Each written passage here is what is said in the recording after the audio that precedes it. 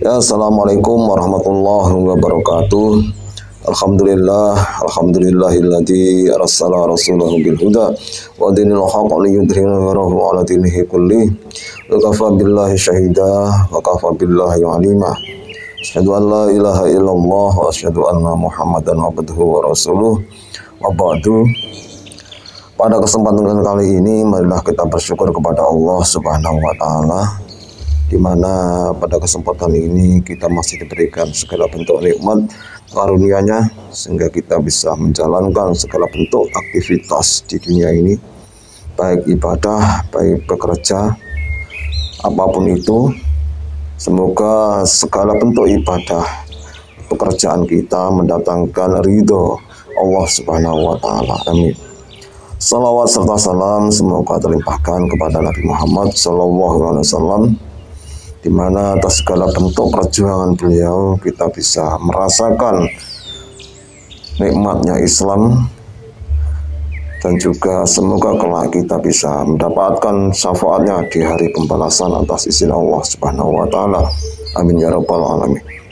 Ya, pada kesempatan kali ini saya akan mengisahkan kepada para sahabat semua, yaitu tentang kisah Nabi Sulaiman alaihissalam. Nabi Sulaiman adalah seorang putra dari Nabi Daud. Sejak ia masih anak-anak berusia 11 tahun, ia sudah menampakkan tanda-tanda kecerdasan, ketajaman otak, kepandaian berpikir, serta ketelitian di dalam mempertimbangkan atau mengambil suatu keputusan. Bab pertama yaitu Nabi Sulaiman seorang juri.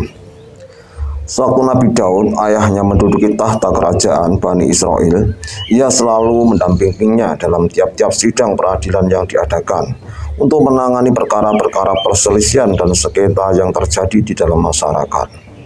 Nabi Sulaiman memang sengaja dibawa oleh Nabi Daud, ayahnya, menghadiri sidang-sidang peradilan serta menemaninya di dalam menangani urusan-urusan kerajaan untuk melatihnya serta menyiapkannya sebagai putra mahkota yang akan menggantikannya memimpin kerajaan bila tiba saatnya ia harus memenuhi panggilan ilahi meninggalkan dunia yang fana ini atau meninggal.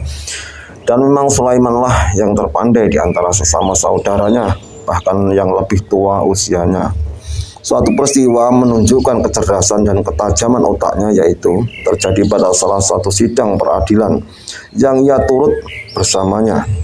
Dalam persidangan itu, dua orang datang mengadu kepada Nabi Daud, mengadili perkara sengketa mereka, yaitu bahwa kebun tanaman salah seorang dari kedua lelaki itu telah dimasuki kambing ternak kawannya di waktu malam yang mengakibatkan rusak binasanya pekarangannya yang sudah dirawatnya begitu lama sehingga mendekati masa panen. Kawan yang diadukan itu mengakui kebenaran pengaduan kawannya dan bahwa memang hewan ternaklah yang merusak binasakan kebun dan pekarangan kawannya itu. Dalam perkara sengketa tersebut, Daud memutuskan bahwa sebagai ganti rugi yang diderita oleh pemilik kebun akibat perusahaan kambing-kambing pelihara tetangganya itu, maka pemilik kambing-kambing itu harus menyerahkan binatang peliharaannya kepada pemilik kebun sebagai ganti rugi yang disebabkan oleh kecualiannya menjaga binatang ternaknya. Akan tetapi, Nabi Sulaiman yang mendengar keputusan itu yang dijatuhkan oleh ayahnya itu sangat dirasa kurang tepat, berkata kepada si ayah, "Wahai ayahku, menurut pertimbanganku, keputusan itu sepatut berbunyi begini.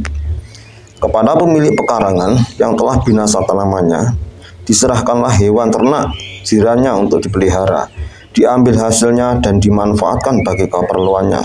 Sedang pekarangannya yang telah binasa itu diserahkan kepada tetangganya pemilik peternakan untuk dipugar dan dirawatnya sampai kembali kepada keadaan asalnya.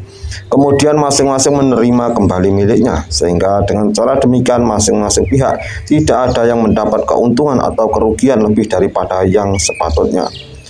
Keputusan yang diusulkan oleh Sulaiman itu diterima baik oleh kedua orang yang menggugat dan digugat dan disambut oleh para orang yang menghadiri sidang dan rasa kagum terhadap kecerdasan dan kepandaian Nabi Sulaiman yang walaupun masih muda usianya telah menunjukkan kematangan berpikir dan keberanian melahirkan pendapat walaupun tidak sesuai dengan pendapat ayahnya.